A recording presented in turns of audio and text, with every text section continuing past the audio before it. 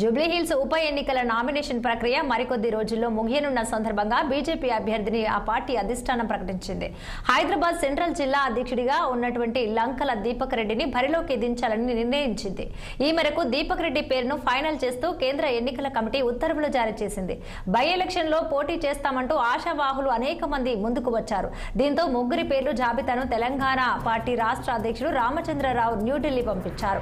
ఈ క్రమంలో పార్టీ పెద్దలు లంకల దీపక్ రెడ్డి వైపు మొగ్గు చూపారు. ఇక దీపక్ రెడ్డి గత అసెంబ్లీ ఎన్నికల్లో ఇదే స్థానం నుంచి పోటీ చేశారు.